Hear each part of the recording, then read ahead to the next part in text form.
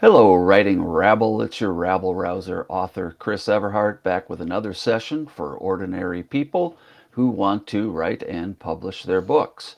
If you are a beginning writer and you want help getting started, learning about story, how books work, etc., this is the place for you. And also, if you're an experienced writer who's trying to get unstuck or just like me likes to have new perspectives and new tools at your disposal, you are in the right place as well, and you're welcome here. So today, again, back today, we are talking with Wes Nelson. He is my student slash cohort slash colleague um, slash grasshopper.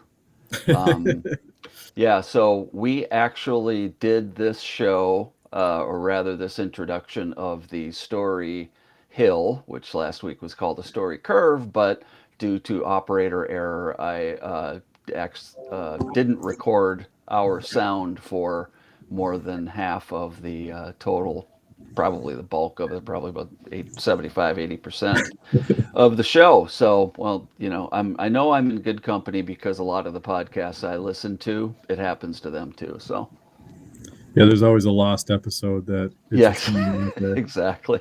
Yeah, no kidding. Yeah, that'll be like the thing that in the future, you Yeah. know, writing rabblers will be searching for. They'll be trying to get their hands on that lost episode.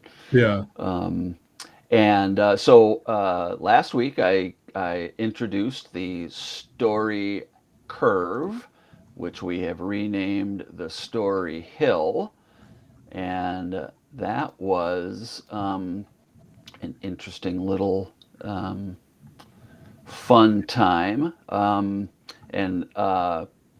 we've called it, changed the name to the story hill in honor of our llama mascot, who should be able to help us make this climb up and then down. And how was your week for writing and storytelling, Wes? Oh, it's fun. I got into a bunch of rabbit holes this week, just trying to like filter and find details that I'm going to populate my characters with. So I was looking up like the difference between a tweed flat cap and a newsboy cap and different kind of beard and hairstyles. And I got into something about Japanese denim, and I was like, I just had a blast. Like I was just all this stuff that I would never even think to even look into. I mean, I was like messing. My Google algorithm is probably so messed up now. They don't even know what to do with me. So I love it. Google's wondering what you're up to. Yeah. Either that or they like, oh, we got another guy starting a story. Yeah. Yeah. Beard uh, styles, clothing styles, fashion trends, types of knives. Yep. Must be a thriller. oh wow, nice, Yeah. nice. That's what we like to hear. That you're diving into it. And did you learn anything this week doing your research that is going to help you with your building your story in your world? Yeah. I learned about why vape pens and vape tanks, like why they explode.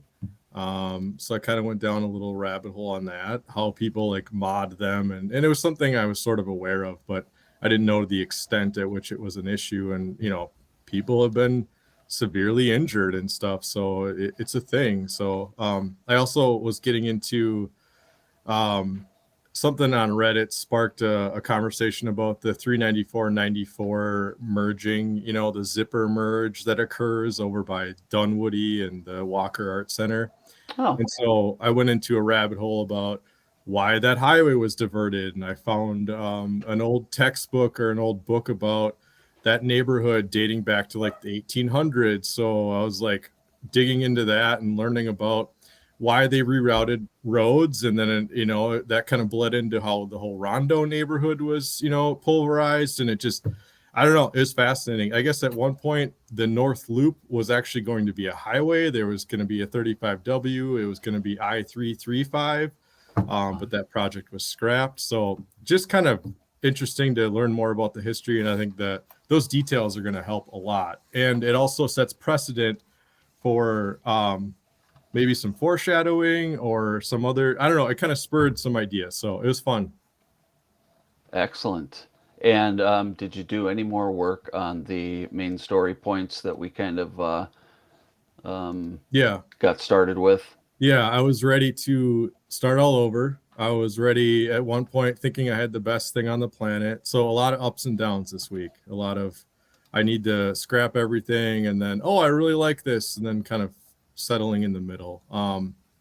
But it's working within the structure has been very helpful because I feel like it's like making a bed. Like you pull on one side of it and all of a sudden the other side's messed up. So as I'm like adjusting the climax, then I'm like, oh wait, now this beginning part doesn't make sense. And then kind of like going back and forth and then just hoping at some point, I don't think I'm there yet, but hoping at some point the whole thing is just kind of smooth, like the same thing with like climbing a hill, to use the llama metaphor. Like if you're going to reach the summit, you got to start at a certain point and you got to hit all your points, all your camps on the way up, and then to go down and get back to base camp, you got to follow a route. And if you get off course, you're going to end up in a different valley, in a different glacier, you're going to fall into a crevasse. So um yeah, it's been really good. Like all I want to do is just go, I just want to write, but I really want to make sure that the hill and the path and the blanket, it all makes sense. And I feel like once that makes sense, it's going to be a lot easier. But it's really challenging. But it's been good. It's been really helpful to have this structure to work against. All right. Yeah, that's good news. I like that analogy of the bed and that you're trying to, you pull on one side, the other side wrinkles back and forth, and you're trying to smooth it all out. That's a good analogy, and I think it goes along well with what we're doing, and as I intend to show that uh, there are steps to create, to building that, and then there's also those we're kind of going back and forth, trying to fill in these gaps. Mm-hmm. So hopefully, what we started with, that being the main story steps, is is a good starting point, and then we're gonna grow and keep you growing from there. Yeah. All right, excellent. Okay, so um, thanks for giving us that update, and let's do this. I am gonna start by sharing my screen with the story hill. And since I know how to do it now without wrecking the whole deal, we're going to do this. We're going to try a couple things. There we go. Okay. All right. So what I did was I took the story hill and I made a little step by step, sort of in general ways. So, and I took out the little people shaped thing and added the Yeah. llamas I last love the week. llama. The Yeah, facial expressions kill me. I love it. yeah. I used PowerPoint to do some graphic stuff, and it Oh, worked out nice. really well. Yeah. He's so Uh, sad at that low point. I feel bad for him. yeah, that's exactly the point. I'm glad it looks like a sad llama. Yeah. Poor guy. Yeah. But he gets it back. Okay, good. All right, so just we'll pretend that last week never happened, and we'll just go over this again. Sweet. So, oh, you know what? Let's do this. And one thing I tried to do last week and didn't work out so well is let's grab. Let's do this. I'm going to grab the versions of the storylines, kind of the straight storylines that we've had before, that we kind of know about and how we think about it. So let's share that. There we go. Okay, so this is, I hope, a better illustration of what the kind of straight line storytelling is, right? And Yep. this is from a couple of different places. This actually is a really cool PDF I just found Somebody did a an analysis of seven different story uh, paradigms. Oh wow. And these are kind of a lot. These are all the big people in the storytelling, script writing sphere. Sid Okay. Field, Michael Haig, Robert McKee, Linda Seeger, John Truby, Christopher Vogler. They're by no means everyone, Yeah. but I think it's a good place to start. So um, and it's good to look at this because this is how we tend to think about storytelling as a straight line. And you'll Yeah. notice that, act two in the middle is broken into two, right? Yep. Yep. So they say it's a three-act structure, but it's really a four-act structure. So Sid Field's paradigm is, there's a setup, a confirmation, resolution, or confrontation, resolution, and then he simplifies it a lot to inciting incident, pinch points along the way. Yeah. And I guess it can be that simple. It's never been that simple for me. Yeah. I know because I've tried to make it that simple. And then Robert McKee is famous for his book called Story.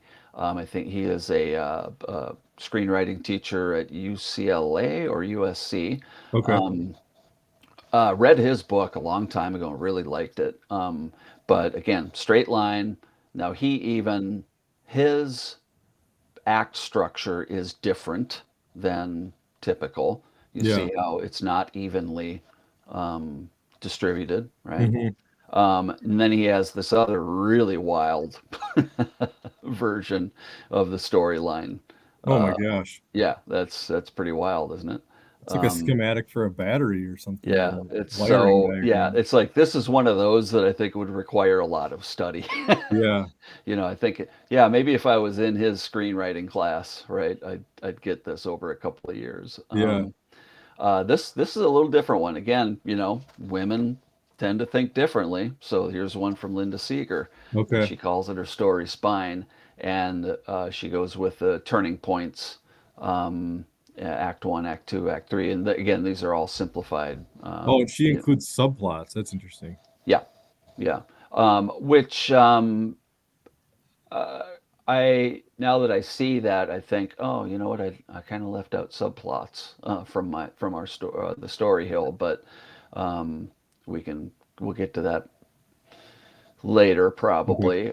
John Truby's another pretty well known writer and story analyst, and again, you notice Act Two is Yeah. gigantic, Yeah. right? Yeah. And it's kind of the thing that most writers are really freaks out most writers. Christopher Vogler has his, now he's a little more detailed. Yeah. And of course, each of these people has books that outline and explain in detail how each of these phases look. And then here's Michael Haig, which I have had. I think I've gotten more out of Michael Haig's six stage story structure Yeah. than anybody else's. And I don't know, and again, any one of these resources can be helpful for anybody. Yeah. And at different times, people who think a little differently or whatever. So I don't want anybody to have the impression that I think that my way is the best or that my story structure is the way to go. And I'm pretty, I talk about that a lot in the Writing Rabble book that this is just a way of looking at things, and Sure. hopefully you can get something out of it. So let's. I'm going to drop that, and now, and of course, the hero's journey is a circle, and it's to me, it's always been a little obscure. The explanation of it, and I've read Joseph Campbell's books and a couple of them, and I just let's see. It doesn't ring really true to me. Okay. And I think it has more to do with the kind with the type of storytelling we do today. Okay. That has a lot more to do with the hero's journey tends to have a lot to do with the, and I'll put it on right now, um, a lot to do with the sort of classic monomyth that that Joseph Campbell identified, right?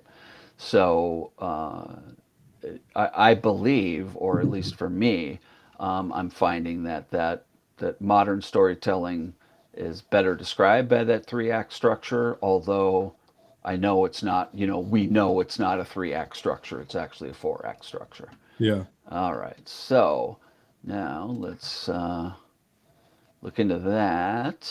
And again, I had trouble last week because um, I thought I knew exactly what I was thinking by the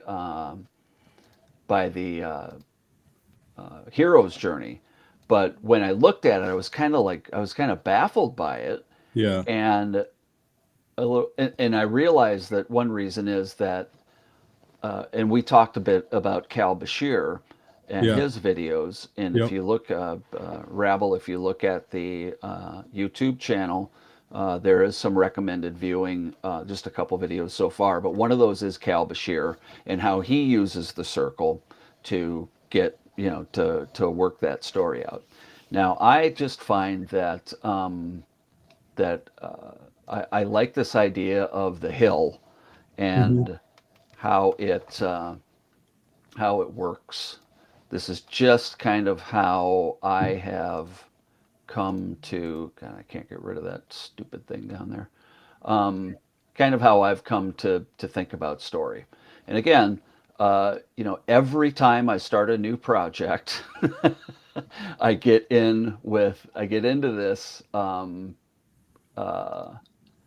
me see if I can get rid of that. Oh, of course, it starts another thing.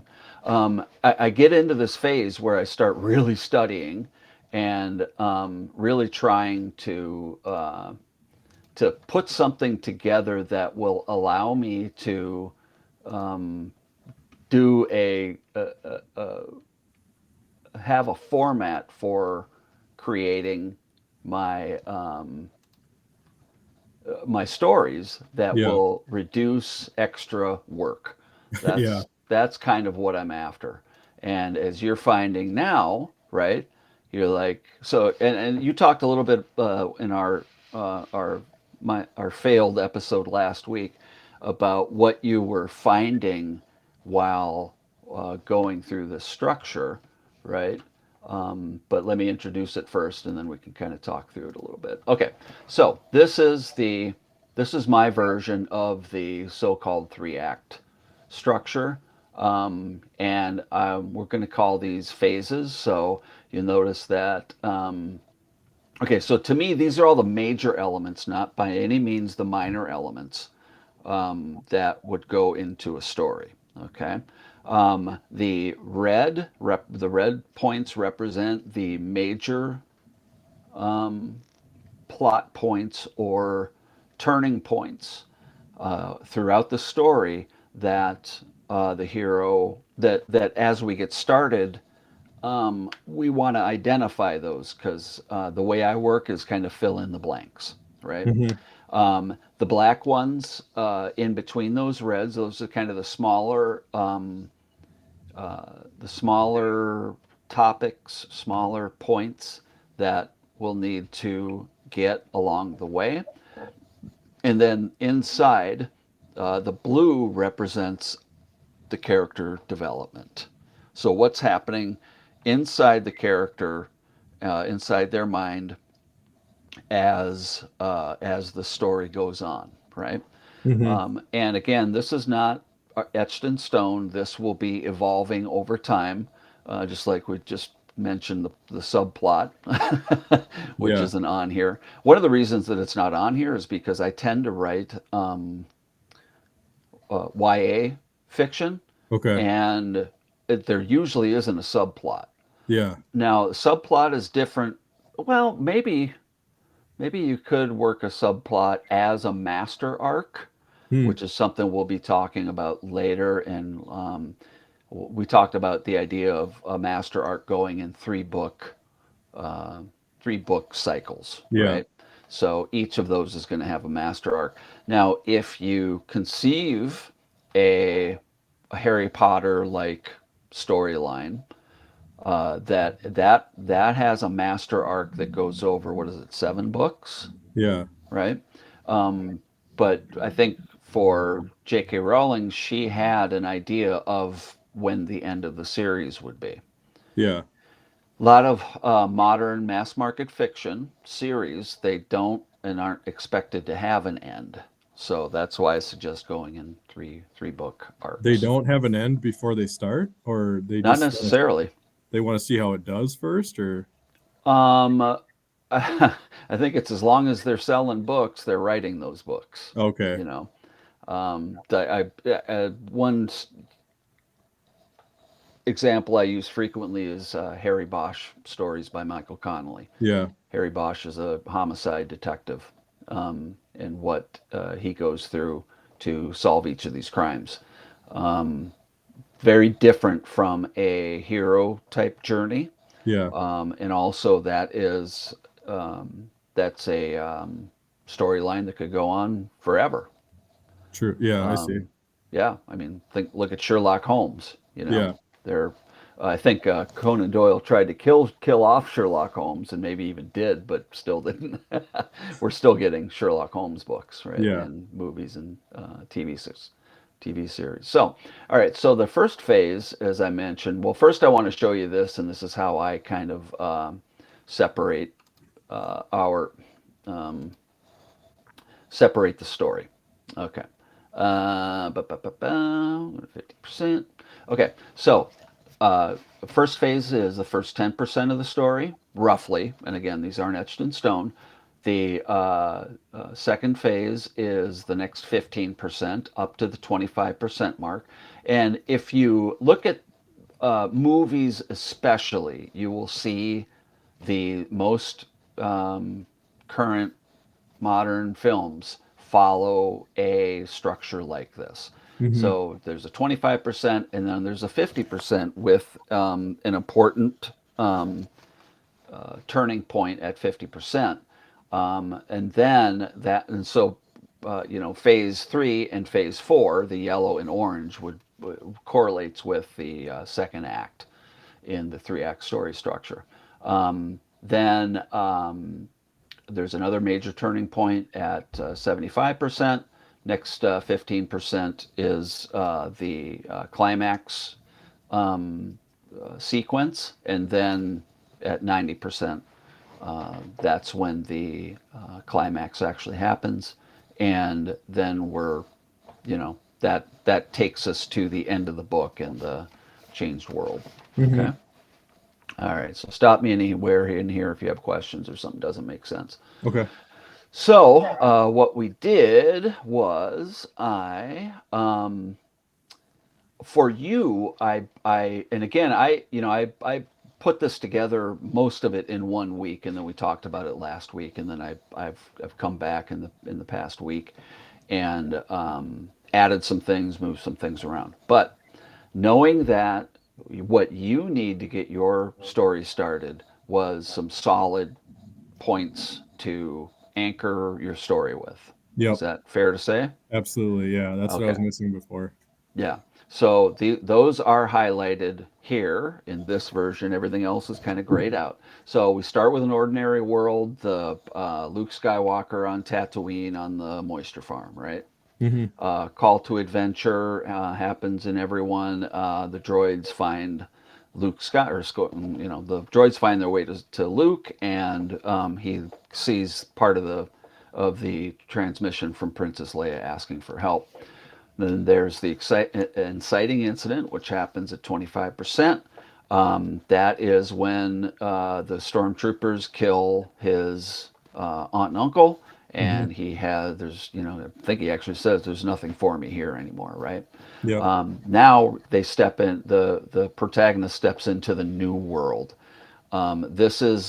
It's different from, okay, so it's different from, there is a transition here, but it's different from, in many ways, from their ordinary world. Okay. Yeah. Around this time, the mentor or guide usually shows up. Um, the antagonist, I have a satellite up there, kind of orbiting this because the antagonist can be presented pretty much anywhere up to the 90% climax point. Okay. Like in Star Wars, we see Darth Vader right away, Hmm. right, and we're already scared of him. So that's why the antagonist is out there like that. This phase, this third phase, is about effort and the challenges of learning. So the reason I put that in there as a major plot point for you to get started is you want to be thinking about what those difficulties are going to be along that phase, right? Yeah. Well, he kind of tries this, tries that, has to learn this, etc. And that leads to the new skills or strengthened skills or refined skills that the antagonist or protagonist has to worry about. And then they have what I call a sheltered world win, Okay. which means that they have a win um, with their skills in the state they are now, but it's not as high stakes as the ultimate stakes of the story, right? Okay. So, and also they have skills but not wisdom, so their skills get them the win, but they haven't incorporated the wisdom that's being presented to them throughout the story yet. Okay. All right. And then at 50%, you flip the script, it's called, and there's the goal change. And that is a different but unrelated goal. In Star Wars, they're trying to get into the Death Star at 50%. They rescue Leia, and now they're getting out of the Death Star, right? Yep. Jaws is an even more clear example. For the first half of the story, Brody's trying to avoid the shark. At 50%, he decides that he has to go hunt the shark, Yep. right? Okay, and that's when there's the unsheltered world challenge, which I just say, easily is, they attack, they enact a plan, or they get attacked, right? Oh, okay. And that, okay, what happened there? What did I do? What did I do? Um, and that pulls them into this unsheltered world, and they have to do it. They don't have a choice. Um, so let's see. Oh, what did I do with that stupid thing? All right, all right. Okay, okay. So, all right. Then they have the challenges. What works? What doesn't work? Right. That's the challenges of applying what they know, their skills. Then they have a false victory, which it looks like they win, but what they're really doing is they're falling for some kind of trap. Okay. Typically, that's the false victory. And then when the antagonist springs the trap or reveals the ruse, they realize that they've failed or they've lost. Okay. Then after that, in the next phase, they have to have an awakening. They have to realize what they've been missing. This is the start of wisdom entering their skill set. They get a new plan. They make their counterattack. The ultimate battle happens in the climax or the ultimate confrontation, and then they get their true win. Those are the major plot points. Got it. Okay, and I say at this stage, notice down in the lower middle, the stakes are established. I probably should be established when we're at this phase of developing the story. The stakes are if such and such, then such and such, right? Sure. If the Empire prevails in Star Wars, then the good people will die, right? If the shark doesn't get killed, the people will die in Right. Jaws. Yeah. So those are the stakes. Life or death are probably the best stakes. Yeah. And then you notice in the middle too is the MacGuffin. That's Hitchcock's word for the thing that everybody's chasing. Mm-hmm. The potion, the Death Star plans, whatever, Yeah. the cocaine, whatever it is. Yep. Okay, so we got that phase. And then I'm just going to go show this next phase because I know you're not there yet, but this is where we get into the finer points um, of the story. So Yeah. some things that are going to happen in between those major points. And then you had told me that you really don't know how to develop a character, right? Yeah. We talked about character development. You're like, well, I don't know how to do that. These blue points are just my first basic attempt to put together what the character is experiencing in each of these phases. Yeah. These are going to change and expand. Okay. Okay, but they're uh, they're peppered throughout these phases. Yeah. And I did update the well, I didn't update your Google Doc yet to show all the specifics, or rather my descriptions of each of these different points on the Okay. chart on the hill. Okay. And then notice also, I guess I forgot to mention this, that on the uphill thing, there the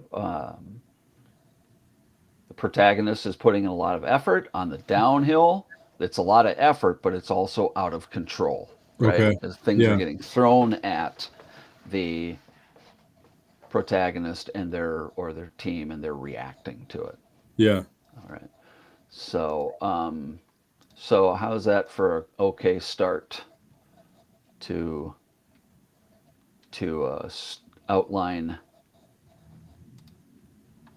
Yeah. the I can't. It's like, we keep talking about how the sausage is made or whatever, but yeah, I can't watch things now without, oh, we got an exciting incident now. Or I was thinking back about the Matrix, or I just watched Jaws with my daughter like 10 minutes ago. So I was like, yeah yep, here we go. Inciting incident. Yes. And then the goal change and the flip the script. And yeah, you can't unsee it. And it's amazing how many things follow this, so. yeah I was watching Hunger Games last night, and I Oh got yeah. so into the story that I forgot to look for the Yeah. for the turning points. I had this up on my laptop next to me while we were watching it. So it's kind of like trying to chart it through Hmm. and look Yeah, for Jaws the, is a really good one yeah, for that. And yeah. how did you find it working out with Jaws? Yeah, well, yeah. Once I had it there, I was like, "Yep, this is the inciting incident." And then when the allies and rivals, I was like, "Oh yeah, they're on that little ferry to go look at the thing." And those guys from the town are like, "No, listen here, son, we're not closing this beach down." I was Yep. like, "Oh, okay, here we go." There's some, and we're adding stakes, and then Brody, he's changing, and he's trying to adapt, and then yeah, he has to give up, or they have the sheltered win when they get they catch the shark, but Yeah, it's they catch the tiger shark, right? yes, yes. Hmm. And that was like, and then the flip. He decides he's gonna get on the boat finally Yeah, because because they he's open up afraid of the this. water. Yes, and he's afraid of the water. They Yeah. open up the shark and there's nothing in there, so he's like, "Oh no, I'm taking it in my own hands now." And Hmm. then um, yeah, and then and then it's just like it's like another movie after that. It's all the boat version of it. Yeah, I So, got blurry somehow for some reason. oh yeah, I Retry thought that. my eyes went out there for a second. No, no, you're good. All right. So what we can do is we can go over your um, you said last week you said a couple of things that I thought were interesting. One is that you were really struggling with this, Yeah. and your daughter was encouraging you. Yeah, yeah. She was like, just get it down. Just put it, and she was, it's stuff that I'm sure I've said to her. There you go. There you're back. All right. Cataracts are gone. Yeah. She just, yeah, I mean, you're gonna fail, which it's really hard for me to accept that. I want it to be, I still, every time I sit down, I'm like, this is the time that it all just comes out and I'll never have to do anything. I just have this ego that it's just going to come out first try, even though I'm on my 70th revision now. I've Yeah. got 7,000 words and notes, and I just keep retyping things and that's so, yeah. But anyway, her advice is just get it down. You're going to fail, so who cares? But Mm-hmm. the only way to refine it is just to get it down. And that speaks back to like writer's block, which is could be just fear. But like, let's just put it down on the page, look at it. What's the worst that can happen is that I start over. I mean, I've already been doing that, so. Yeah. Well, and like I said in one of our other shows that we can edit a bad page, but we can't edit a blank page. Mm-hmm. Yeah, So you which is have to great get it advice. down. Yeah. Yeah. So hopefully this is helping you put some backbone into your stories. I started like 3 books before I found a way to outline and actually finished a manuscript. Really. Yeah, I call it running out of road. That Okay. it just you have a great idea, you start with some scenes, you're developing the characters and some action, and then I'd hit a spot and I'd be like, what do I do now? I don't know. Yeah. I Yeah. literally didn't know where to go. But also remember that I had heard that somebody in an interview say that when you're blocked, it's usually a structural problem. Yeah.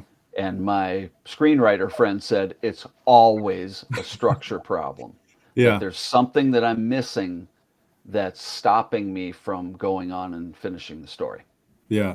So that's what I'm trying to do here with the Story Hill is get us out of uh, um, that problem phase. Yeah. And I think And it helps spot those problems right away. Because if you put it onto this, when I'm putting my stuff into these categories, it's so easy to spot where things don't work. yeah, nice. All right, so let's have a look at this. We're gonna go there. Okay, so this is your story hill, or rather, at least your first major plot points. So, do you want to go through them? Yep. So, ordinary world is Russ is a privileged man living his best life. So he has the perfect life. He has everything he could ever want. I think Cal Bashir calls this the perfect state of perfection. Yeah. So he has everything he could ever want. Everyone loves him. He has a great job. He has a big ego because why not? He's got everything in his life that he could ever want. So, um, yeah, I'm just trying. I added some stuff, Mm-hmm. but they're more just like notes. But yeah, so anyway, long story short, he has everything that he could ever want. Perfect life. So then what happens? The call to adventure is that his dad dies and a Jin pops out of his body. And what's going on here? What's happening with that? Why? um, so we come to learn that the Jin was possessing Russ, and that Russ's life was owed to all the good fortune, everything. His perfect state was owed to that Jin, and now everything's off. Things aren't what they seem, and Russ can't believe it because up to that point in his life, he thought he had been responsible for that world, for that life. So and now he thinks he can fix it. So he has this ego. He thinks that he can go in and fix everything and get it back the way he was. He doesn't want to believe that the Jin had any part of it. Okay. What's that? Okay. Go ahead. The mentor guide is the Jin who pops out of him. I'm calling him Adam for now. I filled in some details about what he looks like. The Jin tries to explain to him what's going on. Russ ignores him. He's not comfortable with this person. He doesn't like this guy. He's everything that he doesn't like. Russ is a very steady, steadfast. I'm gonna probably play off some, Minnesotan stereotypes, Scandinavian type personality type stuff. So the Jin is the opposite of that. He's expressive. He's flamboyant. He's all over the place. He's emotional. And Russ doesn't know what to do with that. So he's turned off and he doesn't want to listen to him because of his ego. And so here we go into the next part. which is the antagonist, which is going to fall right into the inciting incident, which is Bob. So Bob is the local luck mob villain. There's some detail about what Bob is like and who he is and what kind of person. Um, I don't know yet if he's a supernatural being. He might be. I'm not sure yet. So Okay. And just remember the note is that it's the antagonist is the person who stands in the way of what the protagonist wants, needs, or what their goal is. I might have a. In some stories, it's a villain. Oh, most stories it's a villain, or depending on the story, I guess. But it could be coach or something like that as well. Okay. So Bob stands in the way of Russ's life, but Russ doesn't realize it yet. Yep. Bob tricks, Bob kidnaps the Jinn and Russ. Bob wants to farm the Jinn for the luck currency, the luck power that exists within the Jinn. The Jinns are the best source of this. There's other ways to get it, which will come in later. But Bob is very interested in the power that the Jinn represents. He also explains to Russ that if Russ wants his life back, Bob can help him get it. So Russ has to kind of come into a sort of agreement or partnership with an unexpected ally in this Bob character. Um, so they go through, and the MacGuffin is this luck power. It's farmed. It's something that Bob and his luck mob, they go out and they acquire and then they sell it to the elite. Only the elite can afford it. The elite need it in order to maintain their lives. And it can be farmed from like an impound lot or from speed traps or from, car mechanics, quick change artists, timeshare presentations, like anywhere that this sort of like bad energy can be found. Making a Um, note here because something just occurred to me.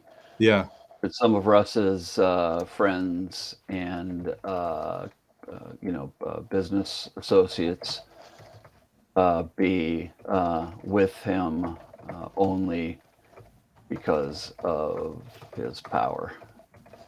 interesting. Yeah, that's Yeah. really good. So Yeah, maybe they. So I think we talked. We did talk a lot about whether there, in stories like this, especially in urban fantasy, for example, there's an industry of the supernatural, yeah, and Russ is, and not everybody is aware of it all. So, but some people are in the know, and that's where a lot of the action happens. yeah, yeah, So could be some, Russ's rich friends and business associates. They understand the luck thing, the genie power, yeah. And that would help explain or add color to when his life starts to fall apart is that they stop associating with him as much right? because they sense that he doesn't have the same Yep. vibe or power that he used to, which, spoiler alert, there's a reason Russ has that power. We'll get into that. Okay. Yep. Cool. So this part is where I have been having a lot of problems. This is where I pull on one side of the blanket and the other side gets messed up. So the challenges of learning are that Bob and Russ are like the unlikely duo out and about on the town. We're going to learn all about the hidden underground of Minneapolis and where Bob and Russ go. They are farming constantly for this luck energy.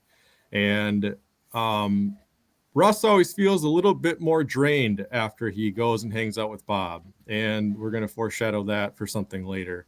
Okay. Um, so I mean, I think there's a lot that can happen in this challenges learning, but I'm this part I'm kind of struggling with. So Well, one major clue is right there, and that is that I just highlighted.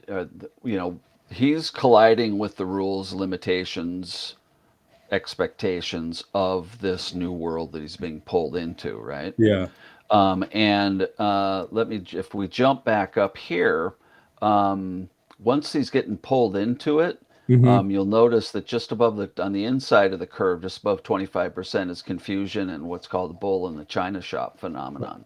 Okay. In the document that, as I updated the document, I said that a person with skills or knowledge developed only to that stage, they can't help but make mistakes, step on people's toes, piss people off, Yeah. and just do things wrong. So Okay. that's where a lot of this challenges of learning are going to be. That he has to make these mistakes in order to figure out what what the right way is, what the right skills or the right path would Okay. be to get what he wants, right? Okay. All right. So that might help a little bit there. Okay. All right. So yeah, colliding with the limitations of the and rules, roles, expectations, etc. Okay. Okay. Got it. And then must accept allies' help, right? Yeah. So he has to accept Bob's help. Yes. So a lot of the action comes from these conflicts, right? Okay. They're after the MacGuffin, Yep. and he's just making mistakes. He's fumbling through it. Okay.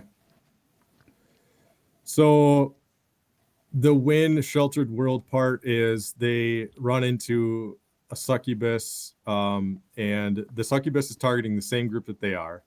Um, they Bob helps him, but does he? Question mark. We're not sure yet.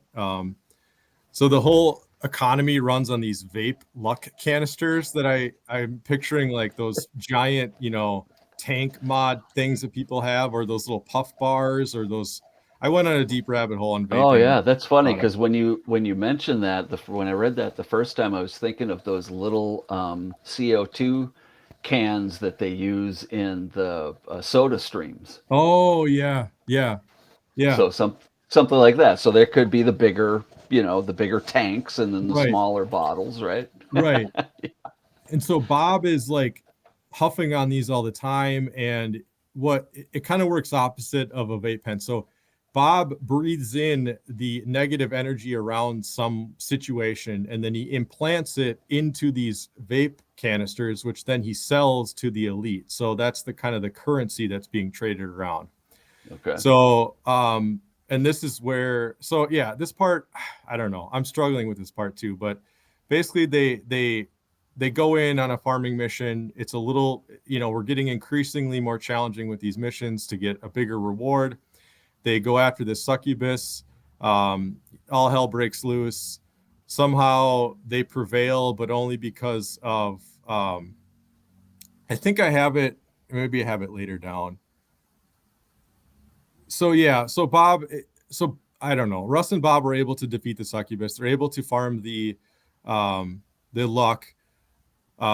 Russ ends up using some of the vape luck canisters, and he notices that he's got some of his old swagger back, and he's got some of that energy that he felt in the beginning. So he's starting to feel like maybe he's got this. Maybe he can do it on his Nice. own. He's getting sick of Bob because Bob again is very opposite of Russ. And he's just tired of this. He's tired of this whole guy, and he doesn't want to have to accept this help or keep getting helped by this guy.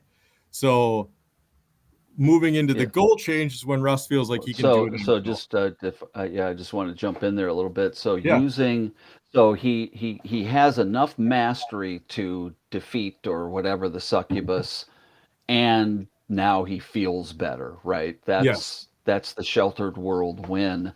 yes, And that he probably, or maybe at one point, thought that that's all he wanted was the ability to do this.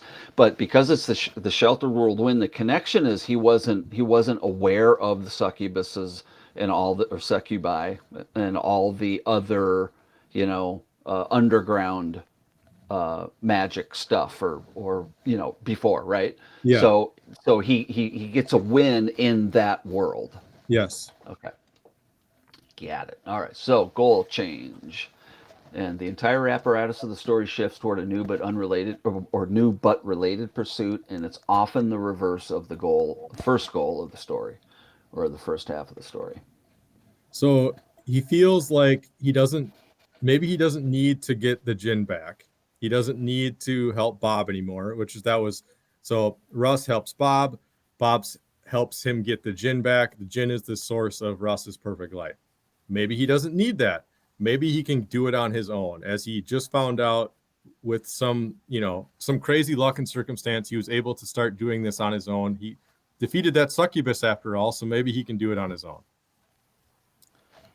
Hmm. Again, this part, it's hard. I don't know. Yeah, seems thin, doesn't it? It does, yeah. And Yeah. I know it has to change. I don't know.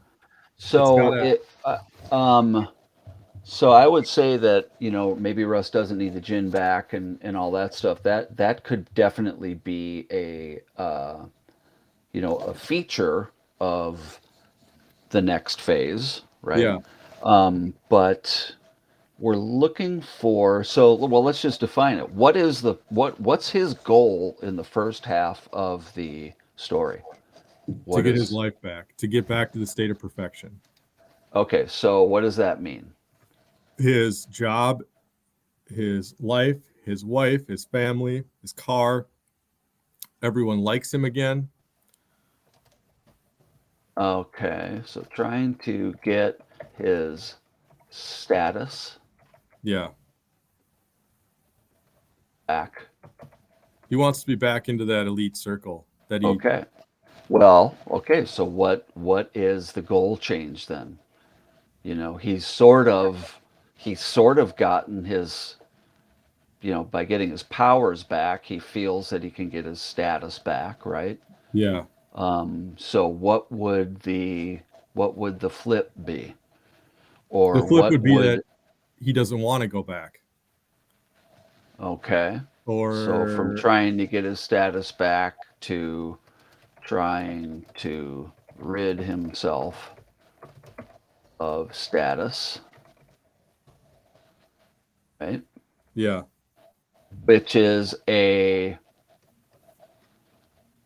that this is just one version, by the way. We're just brainstorming here. yep, And by the way, Rabblers, we're definitely going over an hour today, so stick with us. This is good stuff. Um, okay, so now what would that look like if he decided that he didn't, he realized. So here's the thing. I think that this statement from trying to get his status back to trying to rid himself of status is a yeah. later stage realization, Okay, right? This yeah. would be the realization that he comes to when he has his after his all is lost moment. His When he awakening. what? His awakening, right? Yeah, right. That's his Yeah. awakening and his reconciliation. Okay. So, that's one version of it. Okay, so the first half of the story, he's seeking power, right? Yep. To the opposite of that would be running away from power, Yeah. right? Now that would be interesting, wouldn't it? Yeah. Um, uh, Yeah. Yeah. Yeah. and Maybe all the he all doesn't the like this problems. underground world. He doesn't like Bob. He doesn't like this currency. Yeah, It's there you dirty go. and it's gross. And he doesn't like to know that this is how everyone that he knows got to where they are. So he's like, Right. Yeah, so the goal change, that's really interesting, yeah. right? How now he's trying to just get away from it all, right? Yeah. He just doesn't. He's gonna go work at a nonprofit and, feed the home, he's gonna do something like that. I don't know. Okay. That's Yeah. extreme, but Yeah, but I, that's a does that feel right as yeah. the direction of the story changing? Yeah, it's interesting to me Yeah. to try and figure that out. Yeah, but of course he can't run away from it because of the No, connections he's made. right. Now everybody wants something from him, Yes. right? And it's not easy. It's no longer easy for him to deliver on people's demands, desires, right? Yeah. Where it used to be, and that's why he had the friends that he did, Yeah. right?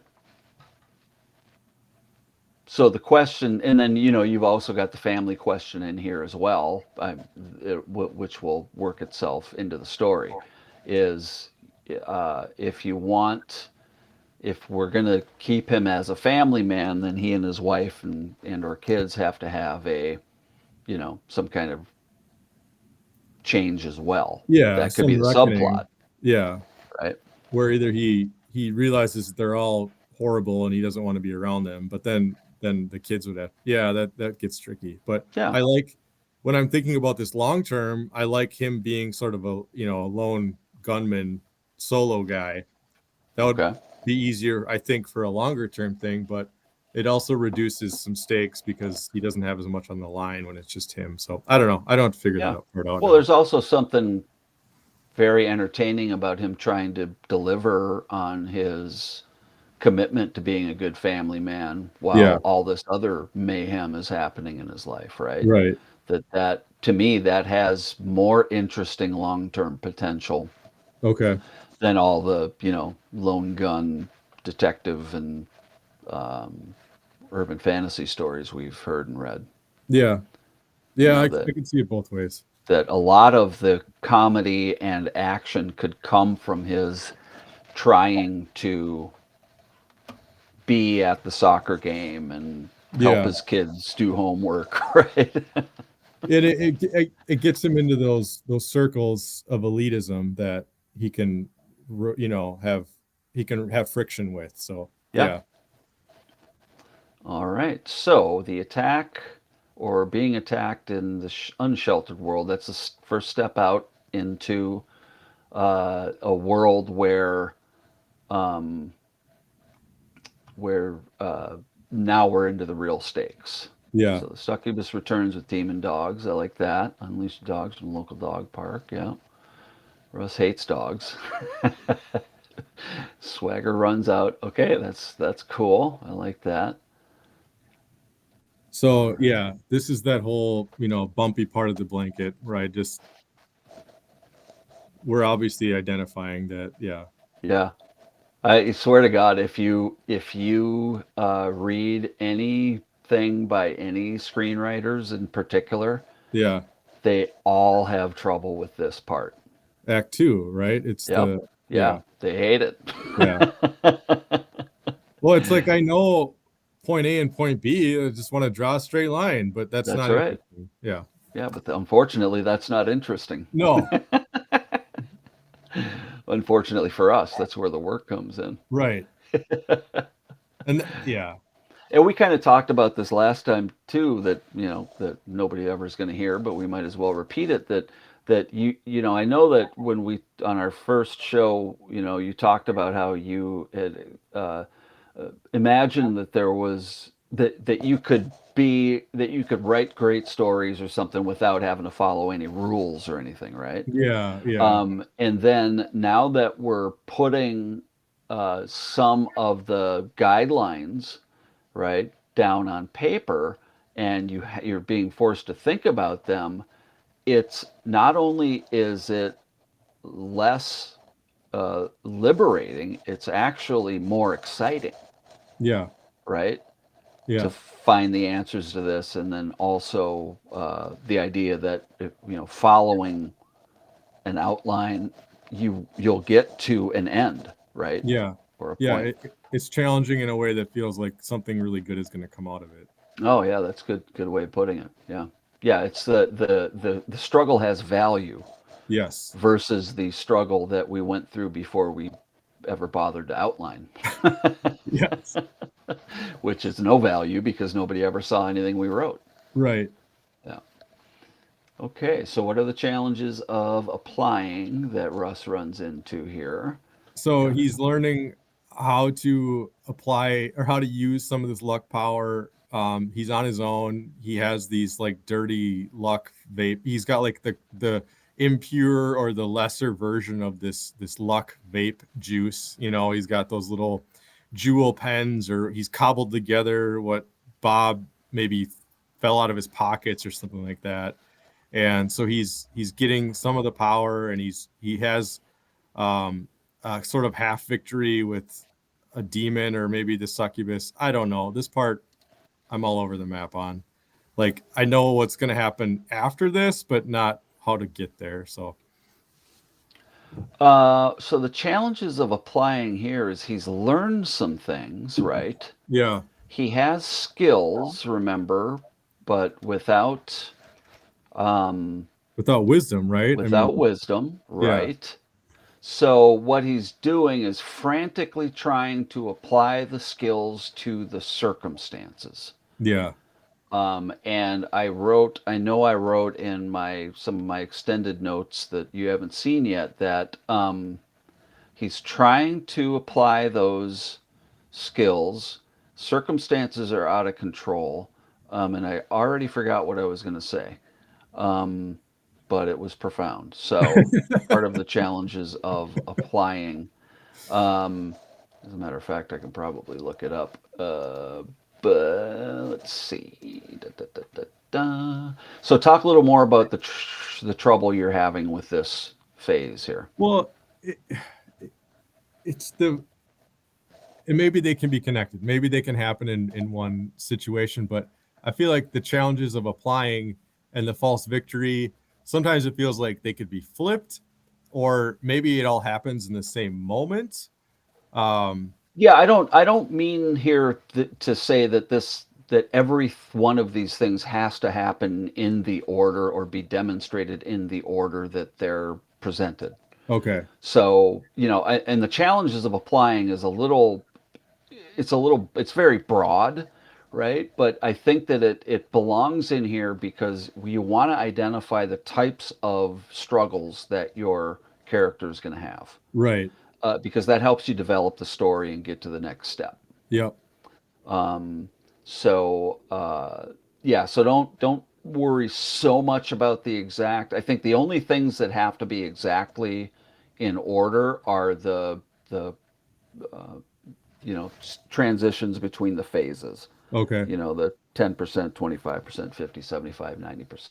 okay, Yeah, so there's a little, it's a little looser there, but I think that um, you do want to identify in more detail yeah, what those things are. So, and as long as we're talking about it, what are those challenges, right? So remember that the story goal has changed.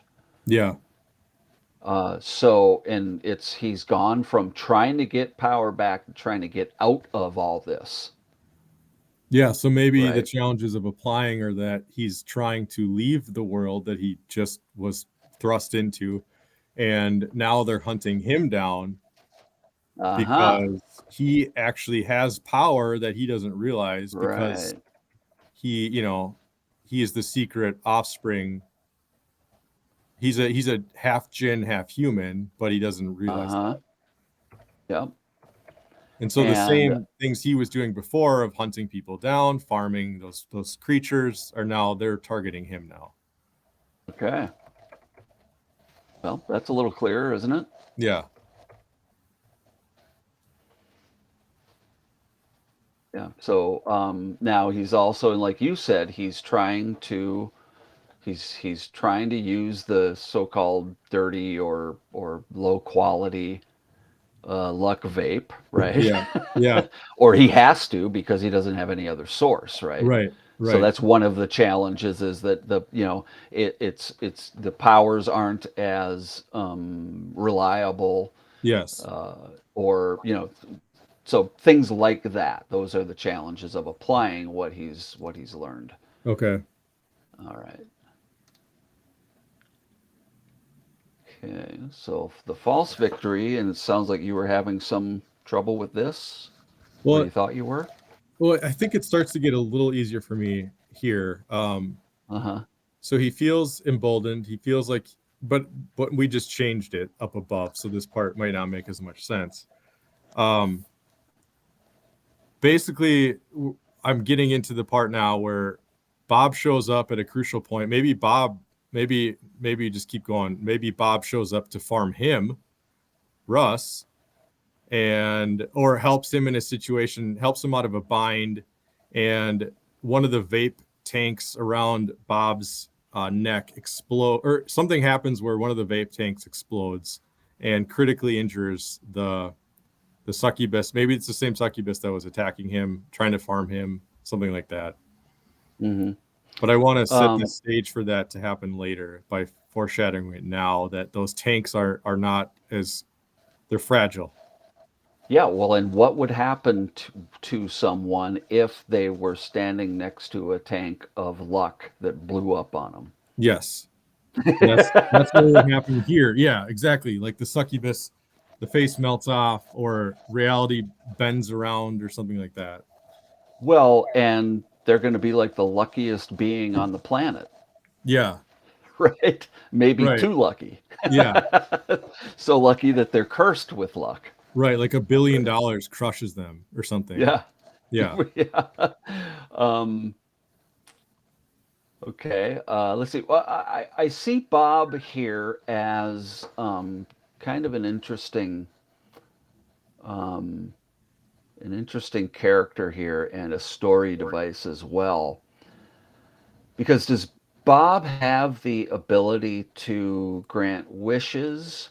So the at the turning point, the goal change, when Russ decides he doesn't want this power anymore or doesn't want to be involved in this, Yeah. does he call upon Bob to make this to help him get out of it, Yeah. Maybe right? he wants help out, or he has a confrontation with Bob that, like, I'm done with you. So then when Bob shows up later again, it's maybe more interesting. But yeah, I the way I had it in my head was that he's done with Bob at the goal change point, but Bob's going to come back later because Bob is, I think he's, if anything, he's like a lower level supernatural being. He's not up to the Jinn level power. He's maybe like a ghoul or something lower level where he needs this power.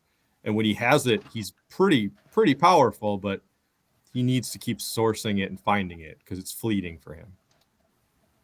Okay, got it. Well, one thing is that separation between um, the hero and allies comes at a specific point, Okay. and it's not really listed in here. That's why I'm kind of just back and forth about what I should be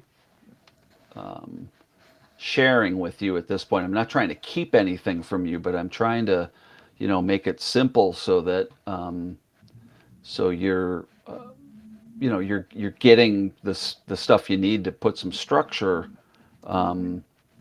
even if you're not there yet. So the you'll notice. Let's see where. Okay, so you'll notice on the right hand side, Yeah. there's the belly of the whale, which is in Star Wars they go into the trash compactor, Oh, right? okay. So basically, from bad to worse. The We'll get into all this later, but as the antagonist seems like they're winning, then there's group discord, Okay. right? Yep. And the group will split up, or if it's an individual, they'll have their personal doubts or whatever, and all Yeah. that stuff. So that happens somewhere just before or around the point, right before the 75%, the fail, Yep. right? So, or right there, maybe when they get their butts kicked and the team lose disbands. Yeah. All right. So then, all alone, the our poor llama has his low point and is sad.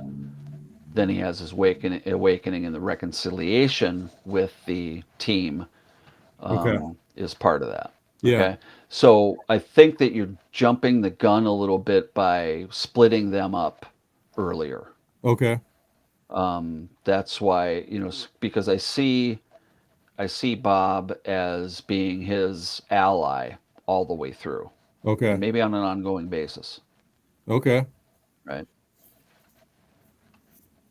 Either then he is there's some sort of double cross and he's the antagonist the whole time, or I need a new antagonist.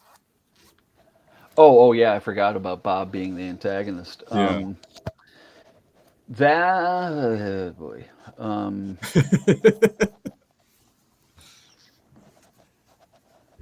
I think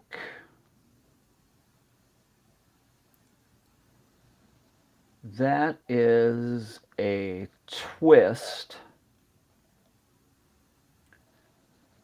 that I didn't account for. Um, but and I forgot about that. You know that you had said that earlier. I think we'll have to talk about that a little bit more. Okay. And but I do think that maybe that's why you're having some trouble Okay. with some of these concepts because we abandon your guide and allies Yeah. too early. Okay. So yeah, I think we'll want to talk about that a little bit more, or Okay. try it a couple different ways. Yeah. Try it with Bob is a good guy all the way through, and who would because it sounded to me like you're setting up the succubus to be a or the succubus's boss or whatever to be Yeah. the antagonist. So something to think about. Okay. Okay. And where were we? Were we on the antagonist is winning? Fail Pretty mobs? much. Yeah. Okay. All right. What trap So did Rose walk into? yeah. Okay. Okay. Good questions. Okay. So fail when the antagonist is winning after the false win, right? Mm-hmm. False victory. Okay. Mm-hmm. And again, some of these things might be changing, and this is helping me, wise up about it too. So Bob doesn't like Russ going. Mob doesn't like Russ going freestyle. Or, brown power of the rock fails Russ. The canisters don't work. Okay. What trap did Russ walk into? And I assume that's a reference to the ruse set up by the antagonist. Yeah. Yeah. Okay. You had said to include that into the it's something to think about, a detail to help, you know, Okay. populate the yeah. All right. So basically this is where it sets up where Adam the Jinn, they had him the whole time. Bob is revealed to have been farming Russ the whole time for because Russ is the Jinn. This is where the pieces start to come together. Oh wait, was Bob the mob guy or? Yes. Yes. Oh, okay. I'm sorry. I got that mixed up. I thought he was the genie who was supposedly helping. Oh no, sorry. Okay. I gotta get more consistent with these names. But yeah. I don't know if it was you or me, but so some interesting about Adam. So Adam has disappeared, right? Yeah, and Okay. Or has yes. been taken captive. Yes, he's been kidnapped and see this is where it doesn't folding the blanket over doesn't make sense on the other side now because and I got to work through this part. But yeah, the one of the versions I had it where they were farming Adam the whole time. Bob now has all of Adam's essence, and he has been farming Russ the whole time too. So now Bob is super being. He's got all the power, and Bob is now he's the king now, and he's gonna go on his little rant here and attempted to change a major. He's going to reroute a highway potentially, and it's things are getting really bad. Okay. All right. So I was off on a totally different storyline because I forgot who Bob was. So Bob is really the antagonist and the villain. Yeah, Okay, got it. Um, and he may have some or a lot of power over some of these other supernatural beings, right? yeah, Okay, got it. Okay, so I'm looking for, and maybe we mentioned this, and okay, so did Bob start helping um, Russ earlier in the story? yeah. Okay, got it. All right, so yes. All right, so he's been the guide and the mentor all along, and now he's revealed to be the bad guy. Yes. Okay. Okay, got it. I think I'm going to have to um, recogitate everything. But anyway, so the all is lost point. Um, Russ has lost faith in his powers and is completely drained by Bob. Okay, that makes sense. Whatever, he wasn't enough. Look, vape canister. Now unrivaled. Okay. All right, so at this point, we now know that Bob is a mob boss, or did we Yes. know this earlier? Okay. Yep. Um, I don't see. And are you explaining or getting into why it was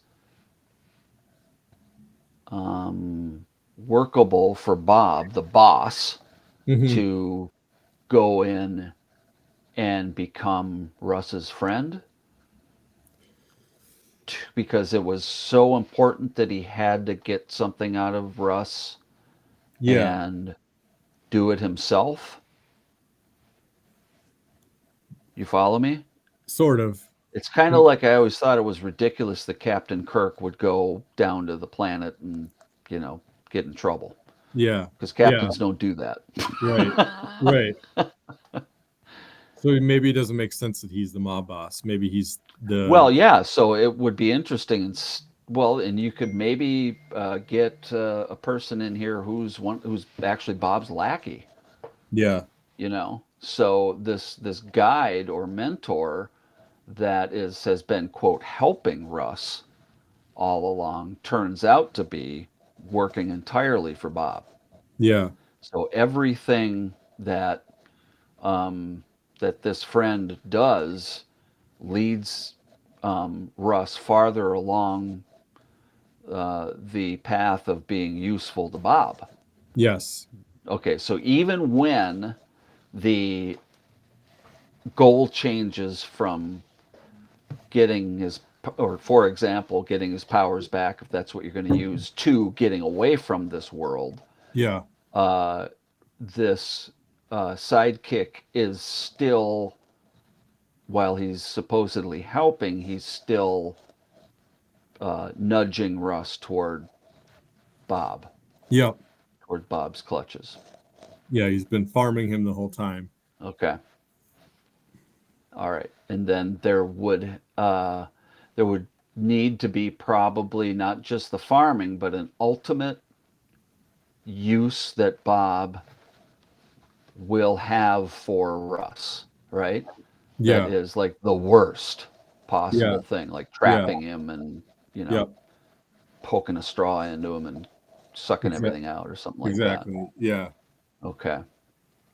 All right. Is that a little more clarifying? Yeah. Okay. Um, and then Russ has his awakening after his all is lost and low point. Uh, you know, basically that is this isn't worth it, right? Right. The low point is none of this is worth it. Um, I have made every mistake, and Yes. there's no way to recover, right? Yeah. Then what happens? What does he? What does Russ experience that changes the game there? So he experiences that, I don't know. It's something to do with he can't keep using this controlling power that is so short-lived and fleeting, because he sees how hard it is to maintain and how dirty and gross it feels. And when he stops trying to force the world to change for him, and he realizes that he needs to change himself, I don't know. There's something there. Okay, he's ready to accept himself. Well, that's a reconciliation. The offspring of human and the jinn. Well, this awakening could be about, what he now knows about his dad, right? Yeah. Having been a genie or something. Yeah. That somewhere in there, and it could be, and again, working backward, it could be something that his father said a lot that he Yeah. never paid attention to, or that's just BS from a lonely guy who's abandoned his family or something, right? Yeah. Yeah. So somewhere in there, he awakens to the wisdom that has been around all along, right? Yeah. And he puts it together with his power, Mm-hmm. and now it's like we said before, it's like the fission reaction. Boom, Yeah. Yeah. right? Okay, does that help? Yes. I Okay, feel like I have a lot to yeah, I rework feel like I'm now. breaking you now. Yeah. I'm broken. Yeah. So, well, what else we could do is we could take some time to go over this stuff in more detail, and I'm also going to share the rest of the chart with you Okay. as far as the explanations to kind of hopefully that will help, Yeah. and they'll give you a little more information. But this is what we struggle with. Yeah. You This is know, hard. I This is struggle really with this hard. every time I start a new project, Yeah. and all I'm trying to do is get it on paper so it's not just floating around in my head, Yeah. right? And I'm trying to put it together, but get it actually on paper so I can work it out um, before I, really dive in. Yeah. Okay. And by the way, you could be doing both. Like I think I said last week, is that we want some more specifics. Yeah. Sometimes those specifics can only come from doing your writing, right? Yeah. Writing through and seeing where things go Yeah. and choosing what to leave in and what to take out. Sure. So, if I'm really excited about a character and what they might do in any a given situation, I'd like sit down and just write it until I'm done writing it. Really. Because it helps me develop the character and their uh, through their actions and their words, right? I It see. doesn't, and that's the dimension that doesn't really all come from me. It's like sometimes I don't know what's going to happen until I actually write it. Yeah. Yeah. So this is a lot of structure, but I don't want you to feel like you're carrying a, you know, uh, I beam around. No, Okay. I just these little wrinkles have the butterfly effect throughout. Like Yeah, the isn't whole it? thing with the goal changes everything after that. Wow. Oh, And yeah. Interesting. Well, not necessarily. I mean, there's a lot no, of stuff in here that can be used. okay. You just alter circumstances or names or something Yeah. like that. Yeah. But again, we're only into a couple thousand words here versus writing 25 or 30,000 words Right. and then realize you ain't got it. Right. And that's like I'm so appreciative that I'm not there and I'm taking the time to do it this way because Yeah. that's my first inclination is to want to do that, just to go. Nice. So, Yep. Yeah, absolutely. Okay, so he comes up with a new plan based on, again, his awakening, the combination of the skills and the wisdom, or he digs deep to find. What is he? All is lost, a low point. Protagonists and allies are without options or hope based on old thinking and methods. The protagonist realizes the futility of their efforts. This is the low point as he or she has been operating. They're humiliated and humbled. mhm. Let's see. I thought I wrote. Okay, the new plan takes into account antagonist skills, resources, worldview, and goals, and is innovative, retro, or a combination of those two. Okay.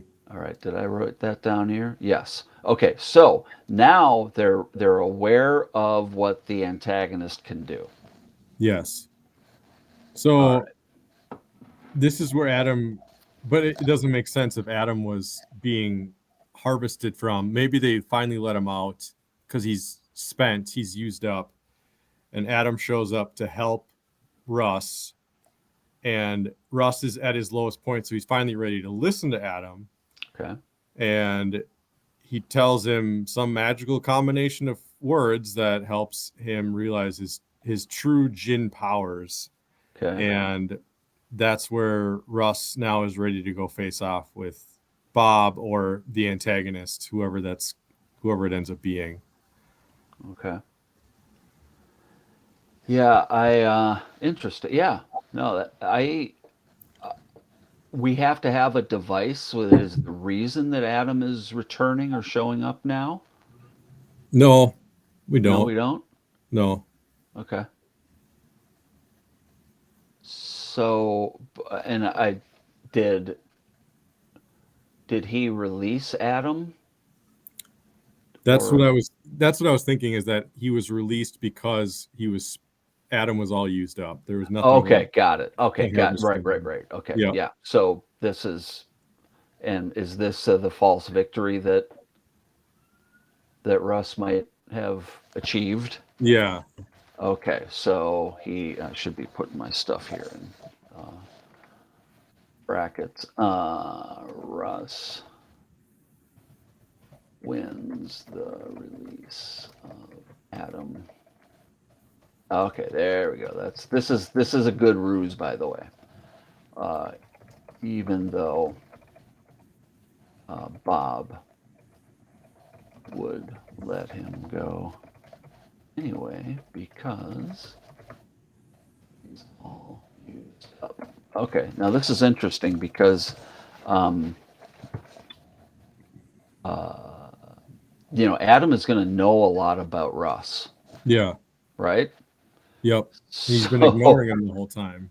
yeah, so maybe, even though, in that moment could be something like, uh, you know, uh, Russ says, uh, uh, "You can't help me. You've lost all your power." No thanks, right? Yeah. Right. And this is where Adam demonstrates, says something or does something, how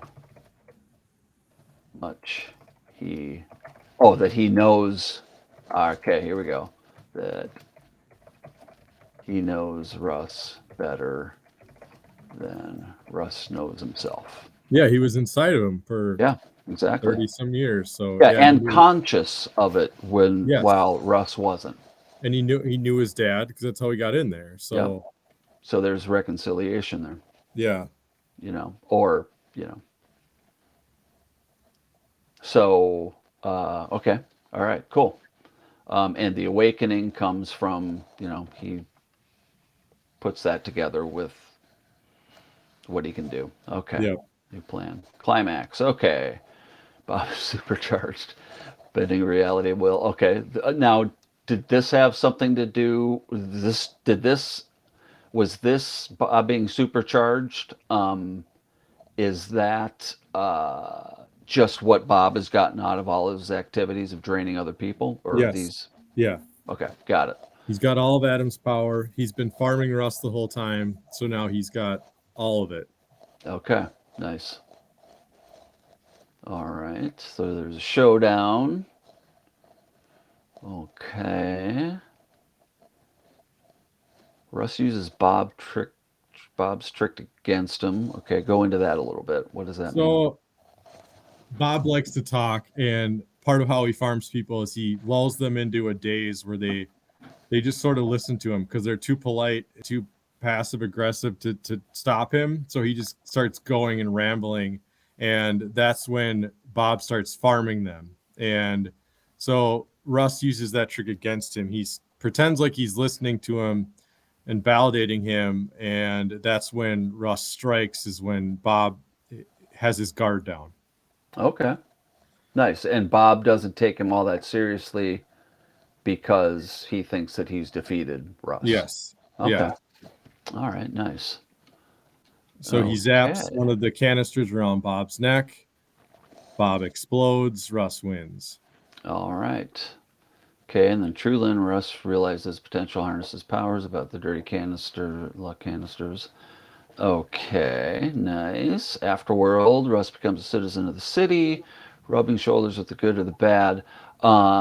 Okay, so I think I got into this a little bit in my further.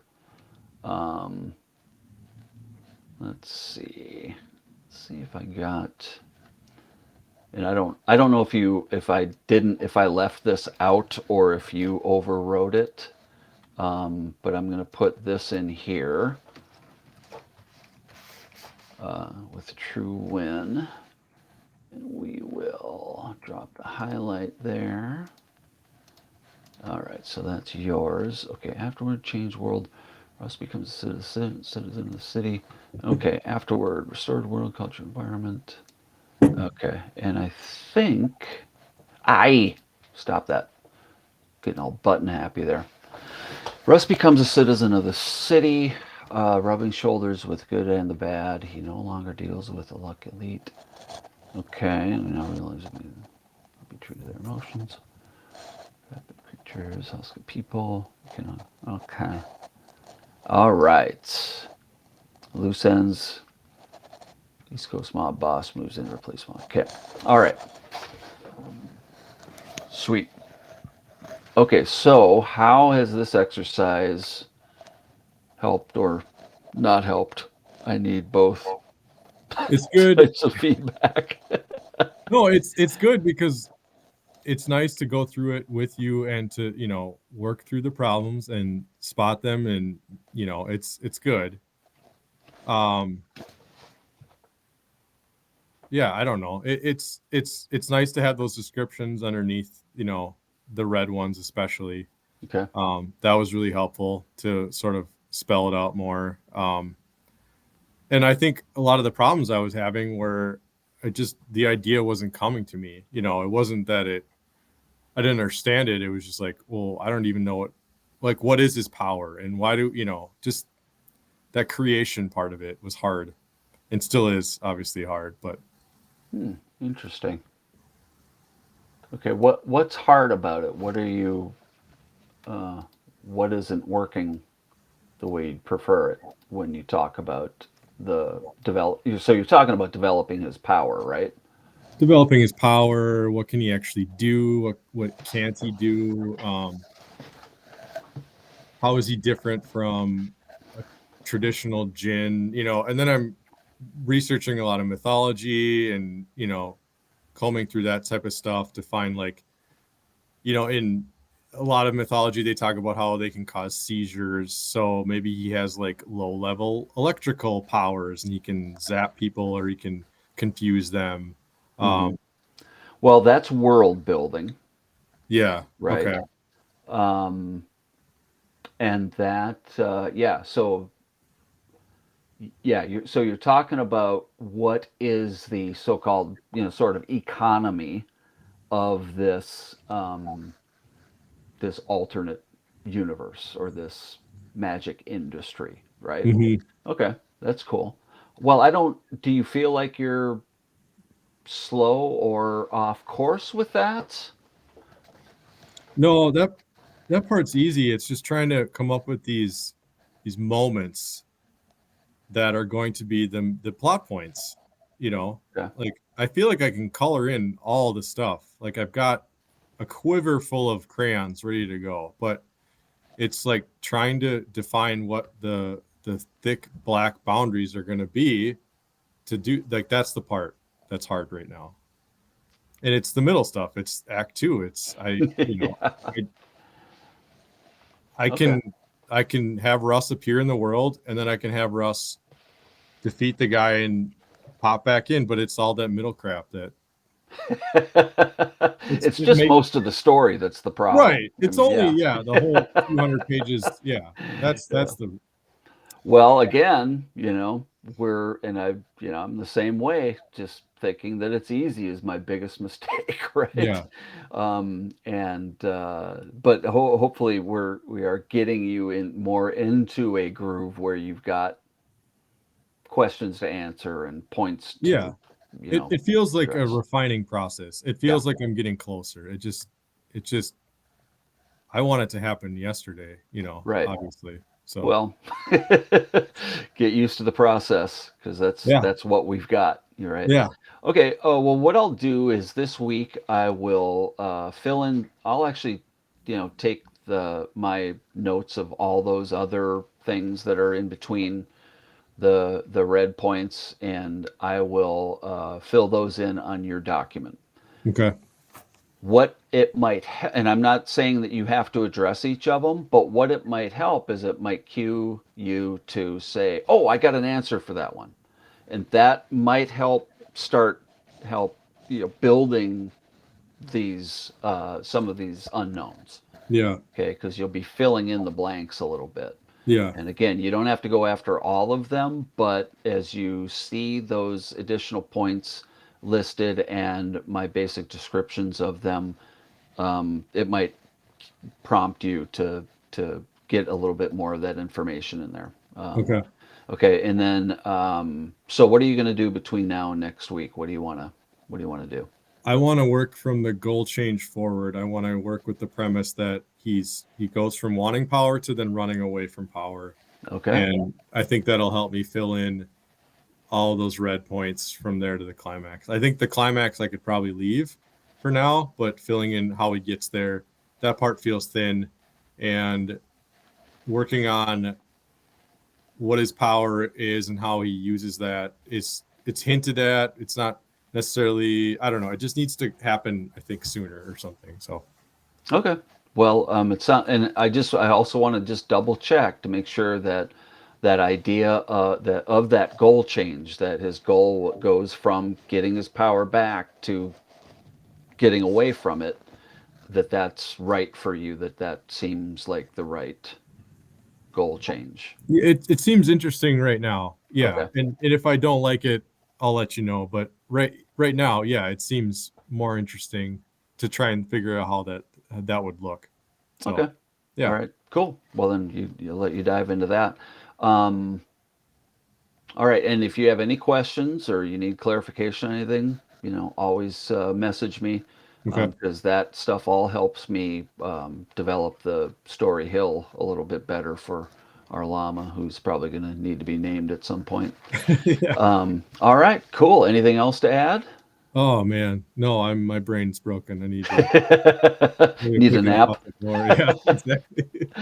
All right, cool. Well, all right. Well, let's sign off. We're at an hour and 37 minutes, Oh so boy. this was a big one, and it kind of necessarily has to be. Yeah. All right, so let's sign off. All right, Writing Rabble. Thanks for joining us today. We went through the Story Hill an overview and the major plot points that we looked at and read there, and went over Wes's uh, solutions to those major plot points and also some of the trouble that he's having. I'm trying to remember some of the things that writers call that the second, what is supposed to be the second act, and is like the saggy middle or something like that. So all writers have trouble with it, and we're just trying to refine those and make sure that Wes can get his story tighter. Wes used the analogy of making the bed, that when you pull a sheet on one end or one side, it comes off the other side or wrinkles, and we're trying to work those details out. So next week we're going to go over some more of those finer points and details. So hope you join us, and until next time, writing, and remember, the Writing Rabble book is available on Amazon if you want to know more about where I come by my wisdom is by making a lot of mistakes, and that's up here in the corner, and the link is in the description of this show. So thanks for joining us. Until next time, butt in chair, words on page. Bye now.